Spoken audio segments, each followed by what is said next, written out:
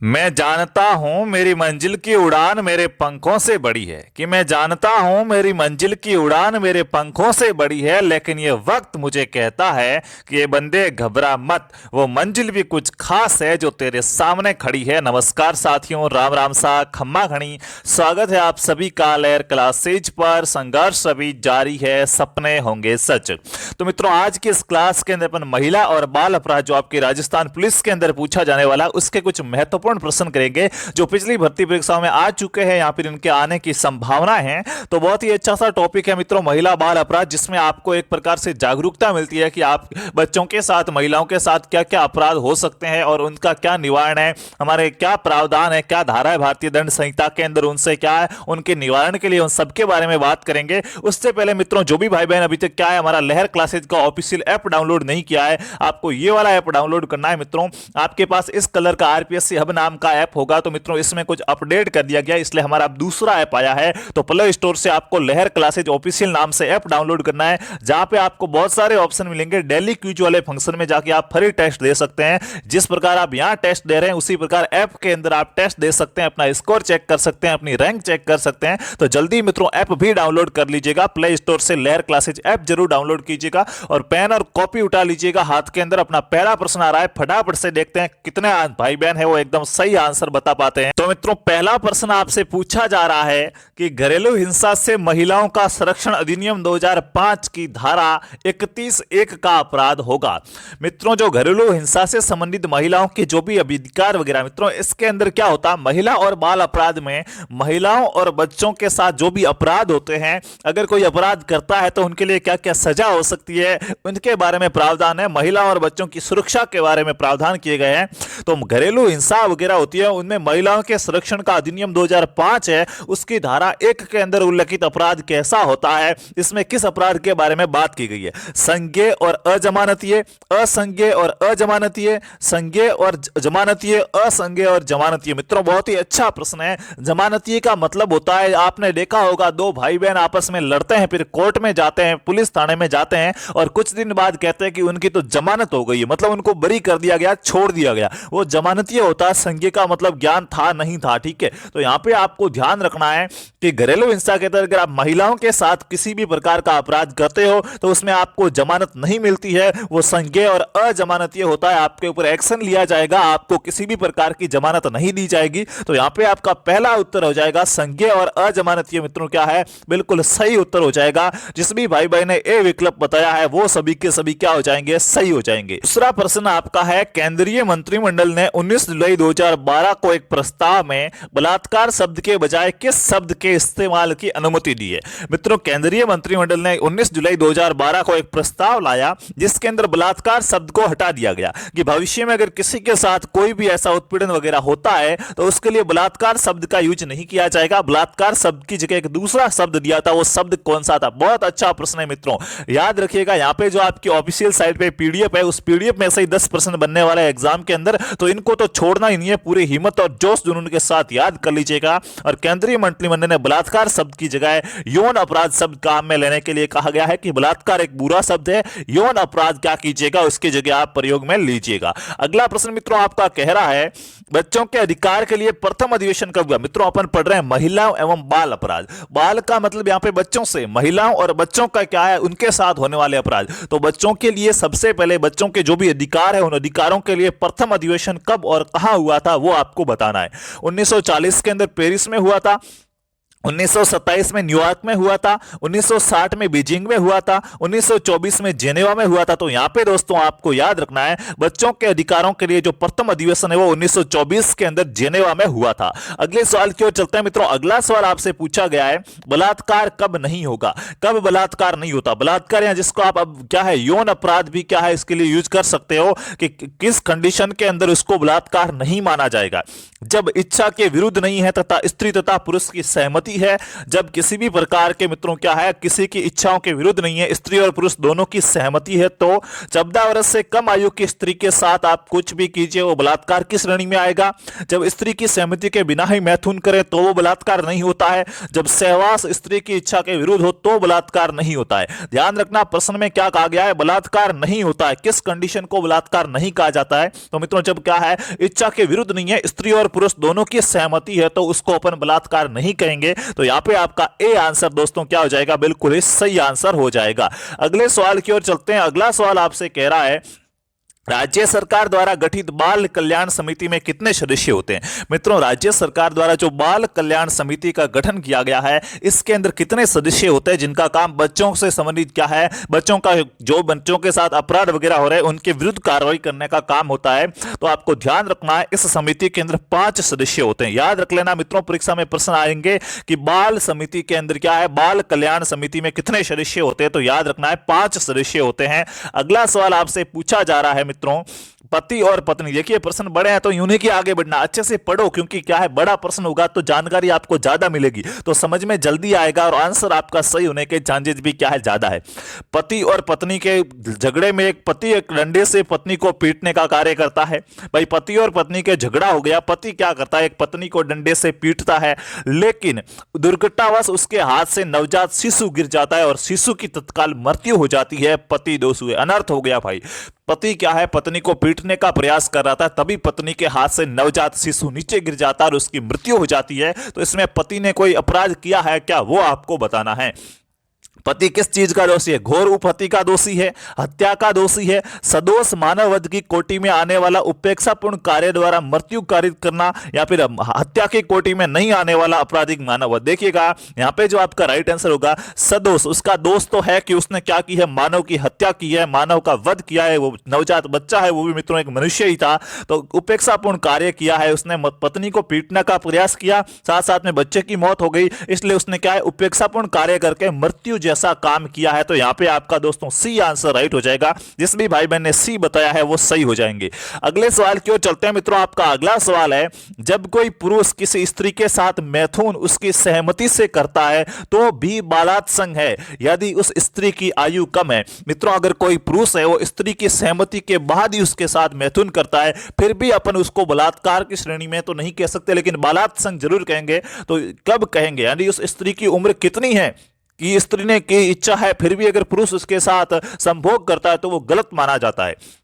18 वर्ष से कम होने पर, 19 वर्ष से कम होने पर, 16 वर्ष से कम होने पर, 17 वर्ष से कम होने पर। तो बताएंगे यहाँ पे क्या आपका राइट आंसर हो जाएगा। बिल्कुल जो भी भाई बहन सी बता रहे बहुत ही अच्छा है मित्रों, एक बार शेयर कर दीजिएगा। यहाँ पे आपकी जो भी धाराएं वगैरह है, जो भी प्रावधान वगैरह है, ये हुबहू एग्जाम के अंदर प्रश्न छपने वाले हैं। एक बार सभी भाई बहन शेयर कर लीजिएगा, इन प्रश्नों को आप अच्छे से याद कर लीजिएगा।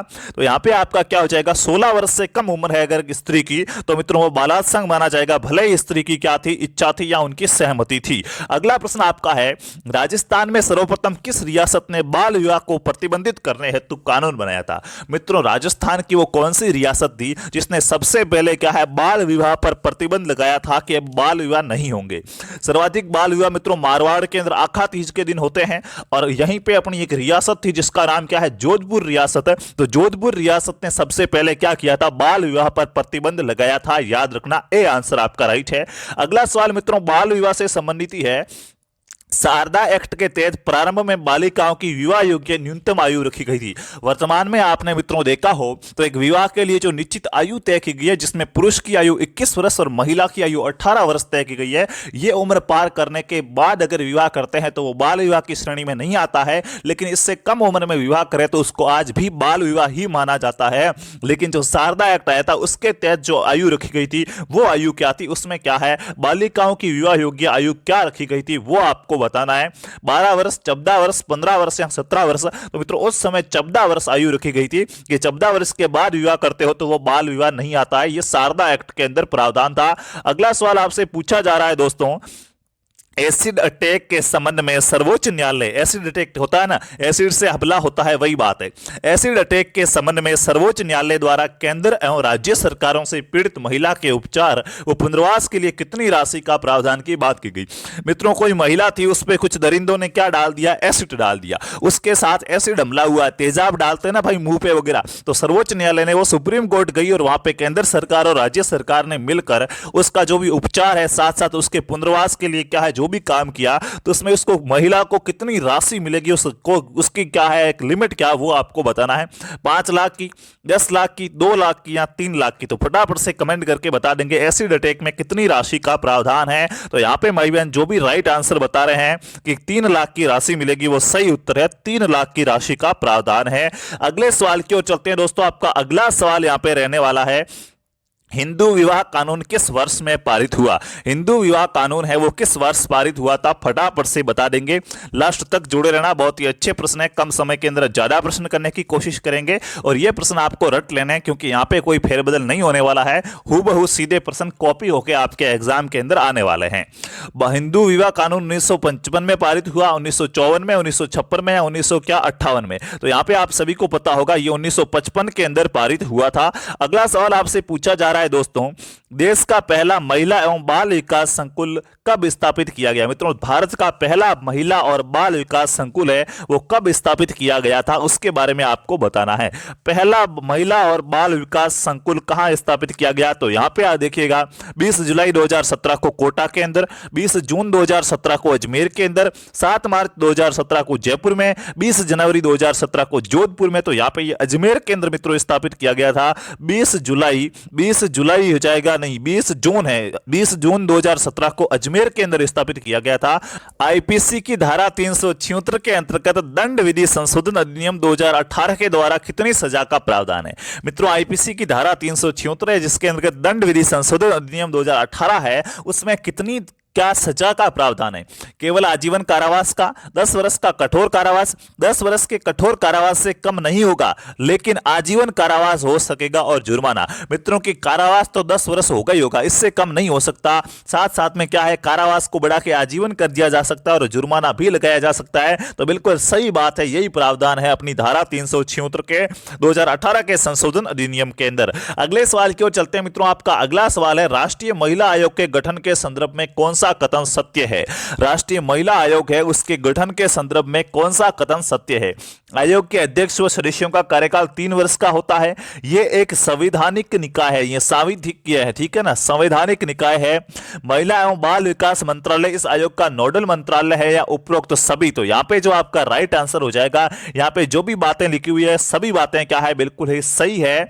यहां पे आपका क्या उपरोक्त सभी आंसर राइट हो जाएगा। अगले सवाल की बात करते हैं। आपका अगला सवाल है, किसी स्त्री या बाल संस्था के प्रबंध में किसी बालक या कर्मचारी द्वारा किसी महिला के साथ बलात्कार किए जाने की स्थिति में अधिकतम कारावास की अवधि क्या होगी। मित्रों देखिएगा, कोई स्त्री है या कोई बाल संस्था है उसके प्रबंध के अंदर, यानी कोई व्यक्ति या कर्मचारी या फिर क्या है कोई बच्चा वगैरह जो भी है किसी महिला के साथ अगर बलात्कार करे तो उसको कितने कारावास की सजा दी सकती है, ज्यादा से ज्यादा उसको कितना कारावास मिल सकता है वो आपको बताना है। सादा कारावास 10 वर्ष तक हो सकेगा, मृत्यु से दंडनीय उसको फांसी दे दी जा सकती है, अधिकतम आजीवन कारावास दिया जाएगा या न्यूनतम 10 वर्ष और अधिकतम आजीवन करके कम से कम 10 वर्ष की तो आपको क्या है कारावास मिलेगा ही मिलेगा। उसके बाद डिसाइड किया जाएगा कि आपको आजीवन भी दिया जा सके। तो मित्रों बिल्कुल सही बात है, कम से कम 10 वर्ष की सजा तो दी ही जाएगी, ठीक है। तो यहां पे आपका क्या डी ऑप्शन राइट है। अगले सवाल की ओर चलते हैं। अगला सवाल मित्रों आपसे पूछा जा रहा है, कितने वर्ष से कम आयु के बच्चों को कारखानों या खदानों में लगाना अपराधी है।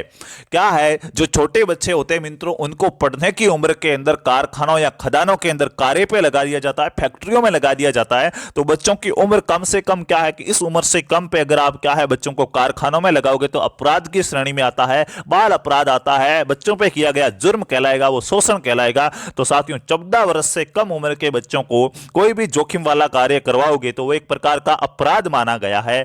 अगला सवाल आपसे पूछा जा रहा है दोस्तों, दंड विधि संशोधन अधिनियम 2018 के अधिनियम संख्या क्या है? मित्रों देखिएगा, ये जो क्या है दंड विधि संशोधन अधिनियम 2018 है, ये 18 कब हुआ था भाई? फटाफट से बता देंगे।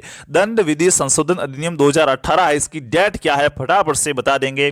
21 अप्रैल 2018 को हुआ, 11 दिसंबर 2018 को हुआ, 21 अप्रैल 2017 को हुआ, 11 अगस्त 2018 को हुआ। तो यहाँ पे देखिएगा 2018 का संशोधन अधिनियम है जो 21 अप्रैल 2018 को आया। यहाँ पे आपका ए आंसर दोस्तों राइट हो जाएगा। अगला प्रश्न आपसे पूछा जा रहा है, देखिए यहाँ पे जितने भी प्रश्न है ना, ये सिर्फ यूं नहीं कि सर क्या है एग्जाम पास करेंगे, अपने दैनिक जीवन में भी ये चीजें जाननी जरूरी है। अपराध क्या है, क्या किस प्रकार से, क्योंकि मित्रों आप भी क्या कर सकते हैं, बच्चों के साथ जो भी अपराध होते हैं उनका निवारण कर सकते हैं, लोगों को जागरूक कर सकते हैं। आप भी महिलाओं के साथ जो भी अपराध होते हैं उनका क्या है, उनको महिलाओं को उनके प्रति जागरूक कर सकते हैं कि देखिएगा धारा के अंदर भारतीय दंड संहिता में यही प्रावधान है, अगर आपके साथ कोई भी ऐसा वैसा कार्य होता है तो आप क्या कर सकते हैं, इन धाराओं के तहत उसको क्या है दंड दिलवा सकते हैं। तो ये जानना हमारे लिए जरूरी है। एक 7 वर्ष से कम उम्र के बालक के विरुद्ध भी आत्मरक्षा का अधिकार उपलब्ध है। भारतीय दंड संहिता के निम्न आधारों में ऐसा प्रावधान है। मित्रों क्या है, 7 वर्ष से कम उम्र का बालक है, उसको भी अगर क्या है मार रहा है कोई, लेकिन उसको क्या आत्मरक्षा का अधिकार मिला हुआ है, तो ये भारतीय दंड संहिता की किस धारा के अंदर लिखा गया है? धारा 98 में लिखा है, धारा 100 में लिखा है, धारा 103 में लिखा है, या धारा 96(1) के अंदर लिखा गया है? तो ये मित्रों धारा 98 के अंदर प्रावधान है कि बच्चा भले ही 7 वर्ष से कम उम्र का ही क्यों नहीं हो, उसको आत्मरक्षा का क्या है अधिकार उपलब्ध है। अगला सवाल आपसे है कि दहेज से क्या अभिप्राय? मित्रों दहेज है जो विशेष रूप से प्राचीन राजस्थान के अंदर चला करता था, लेकिन वर्तमान में भी चलता है, विशेष रूप से राजपूत जाति के अंदर ये होता है। तो दहेज से क्या अभिप्राय है, दहेज किसे कहा जाएगा? वधु पक्ष द्वारा कन्या के विवाह के अवसर पर वर स्वेच्छा से दी गई भेंट, स्वेच्छा से कोई नहीं दी जाता। आपने मामले सुनेंगे दहेज के लिए महिलाओं को टॉर्चर वगैरह किया जाता है, तो स्वेच्छा से तो क्या है दहेज नहीं होता है। वधु के पिता द्वारा विवाह के अवसर पर व्यय की जाने वाली राशि, व्यय करेंगे भाई जो टेंट को खर्चो आई, जो मिठाई निकाली बांगो खर्चो आई, वो व्यय करी, दहेज में कोई खर्चो व्यय नहीं करी जाए, ध्यान रखियो। दूसरा आपका तीसरा ऑप्शन यहाँ पे है, वधु के पिता द्वारा विवाह के उपलक्ष्य में वधु को स्वेच्छा से, काय की स्वेच्छा से रे, विवाह के अवसर पर वर पक्ष द्वारा कन्या पक्ष से आवश्यक रूप से ली जाने वाली धन। बिल्कुल दहेज मित्रों क्या करता है, वर पक्ष से वो वधु पक्ष से आवश्यक रूप से लेता है। महिलाओं जिनको दहेज कम मिलता है उनको प्रताड़ित भी किया जाता है, बहुत सारे ऐसे केस भी आते हैं। तो दहेज एक प्रकार से आप कहोगे कि स्वेच्छा से दिया है, पिताजी ने बेटी को स्वेच्छा से दिया। मित्रों ये एक प्रकार से आवश्यक रूप से ली जाने वाली राशि। स्वेच्छा से दे तो वो भेंट हो जाता है, कन्यादान हो जाता है, लेकिन आवश्यक रूप से ले तो वो क्या है दहेज होता है। अगला सवाल आपका मित्रों है, महिलाओं के विरुद्ध किए जाने वाले साइबर अपराधों के प्रकार है। मित्रों महिलाओं के विरुद्ध कौन कौन से साइबर अपराध किए जाते हैं उनके बारे में आपको बताना है। महिलाओं के विरुद्ध किए जाने वाले साइबर अपराधों के प्रकार है, साइबर बुलिंग, साइबर पोर्नोग्राफी है, साइबर स्कॉटिंग या उपरोक्त सभी। तो यहां पे मित्रों क्या है, ये महिलाओं के साथ होने वाले सभी क्या है साइबर अपराधों के ही प्रकार है, उपरोक्त सभी आपका राइट आंसर हो जाएगा। अगला सवाल आपसे पूछा जा रहा है, राष्ट्रीय महिला आयोग द्वारा शिकायतों के त्वरित निपटारे हेतु 24 घंटे और 7 दिन हेल्पलाइन की स्थापना की गई। महिलाओं के लिए मित्रों राजस्थान राज्य महिला आयोग है, उसने महिलाओं की जो भी शिकायतें हैं उनके निपटारे के लिए हेल्पलाइन कब जारी की थी, आपको डेट पूछा गया। देखिए इसके अंदर क्या होगा, या तो आपको धारा पूछी जाएगी या डेट पूछा जाएगा। फैक्चुअल प्रश्न है, सीधा याद किया काम कंप्लीट हुआ, भूल गए नहीं, अच्छे से समझ में भी आ जाएगा। कैसे कि सजा कितनी है साहब, ये ऐसी ऐसी सजा मिलेगी, इसका प्रावधान किस धारा के अंदर है, ऐसा ऐसा अगर हो जाता है तो उसके लिए क्या निवारण है, आप किस प्रकार उसमें काम कर सकते हैं, ऐसे बेसिक प्रश्न रहेंगे। तो बहुत ही छोटा सिलेबस है और आपको 10 नंबर दिला जाएगा, इसलिए आप इसको अच्छे से मित्रों क्या कर लीजिएगा, याद कर लीजिएगा। और यहाँ पे 6 अगस्त 2012 को हेल्पलाइन जारी की जाती है, डी आंसर आपका राइट है। अगला प्रश्न मित्रों आपसे पूछा जा रहा है, दहेज मृत्यु कितने समय तक होने वाली मृत्यु को माना जाता है, विवाह के समय से। मित्रों अगर महिला देखिएगा विवाह होता है, विवाह के कितने वर्ष तक अगर महिला की मृत्यु हो जाए तो उसको दहेज मृत्यु माना जाता है। कि हो सकता है इतने कम उम्र के अंदर विवाह के बाद महिला की मृत्यु हुई है, तो हो सकता है कि परिवार वालों ने उनको दहेज के लिए प्रताड़ित किया हो, तो उसको दहेज मृत्यु मान लिया जाता है। तो कितने वर्ष से कम उम्र तक क्या है, हाँ विवाह के बाद 7 वर्ष से पहले पहले मृत्यु हो जाए तो वो दहेज मृत्यु कहलाती है, 3 वर्ष पहले हो जाए तो 4 वर्ष या 5 वर्ष। तो मित्रों ध्यान रखना, अधिकतम अगर विवाह के बाद 7 वर्षों के अंदर महिला की मृत्यु हो जाती है तो इसको दहेज मृत्यु माना जाता है कि कुछ ना कुछ क्या है उसके साथ गलत हुआ होगा। अगला प्रश्न आपका है अपराध परिभाषित है। मित्रों अपराध किस धारा के अंदर परिभाषित है? देखिएगा, अपन किसी को क्या है जानबूझकर कोई भी क्या है ऐसी कुछ कार्य करते हैं जिससे क्या सामने वाले को उसकी हानि हो, उसका नुकसान हो, तो अपराध की श्रेणी में आता है, अपने द्वारा वो अपराध होता है। तो अपराध की परिभाषा भारतीय दंड संहिता की कौन सी धारा के अंदर दी गई है? धारा 42 में, धारा 41 में, धारा 40 में, धारा 39 में। तो मित्रों याद रखना अपराध की परिभाषा भारतीय दंड संहिता की धारा 40 के अंदर लिखी गई है। बहुत ही अच्छा और इंपॉर्टेंट प्रश्न है, यहाँ पे सारे प्रश्न कराए जा रहे हैं, सारे प्रश्न बहुत ही महत्वपूर्ण है, इनको अच्छे से आप याद जरूर कर लीजिएगा। और अगला प्रश्न है वह धन या संपत्ति जो एक मुस्लिम पति अपने पत्नी को विवाह के उपलक्ष्य में देता है उसे कहते हैं। मित्रों मुस्लिमों में क्या है, एक पति द्वारा अपनी पत्नी को विवाह के उपलक्ष्य में जो भी धन या संपत्ति दी जाती है उसे क्या कहा जाता है? वर मूल्य कहा जाता है, मेहर कहा जाता है। ए और बी दोनों कहेंगे, मेहर भी कहेंगे, वर मूल्य भी कहेंगे, या इनमें से कोई नहीं। तो याद रखना मित्रों वो मेहर होता है। क्या होता है? मेहर दिया जाता है। आपका यहाँ पे बी आंसर राइट है। और अगला प्रश्न आपका यहाँ पे दोस्तों पूछा जा रहा है भारत में सर्वप्रथम बाल सुधार गृह कहां स्थापित किया गया? अपने भारत के अंदर सबसे पहले बाल सुधार गृह है वो कहां पे स्थापित किया गया था? फटाफट से आंसर बता देंगे। भारत में सर्वप्रथम बाल सुधार गृह कहां स्थापित किया गया? कोलकाता के अंदर 1930 के अंदर, उज्जैन में 1931 में, मुंबई में 1932 में, इलाहाबाद में 1940 में। तो यहां पे मित्रों आपका जो सही आंसर हो जाएगा कोलकाता के अंदर 1930 के अंदर बाल सुधार गृह स्थापित किया गया। ए वाले सभी भाई बहन राइट है। तो मित्रों ये आज के अपने क्या है कुछ महिला और बाल अपराध की क्विज थे।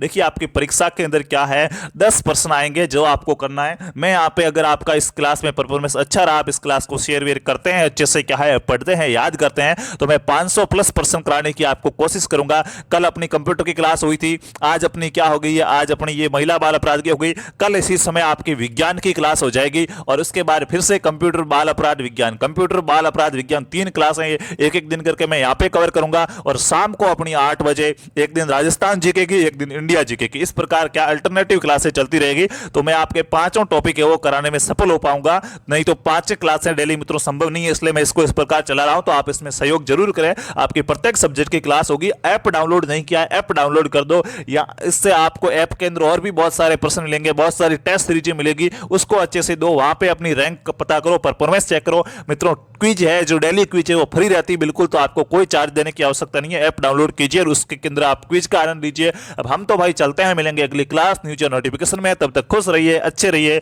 जय जय राजस्थान, जय हिंद, जय भारत, वंदे मातरम।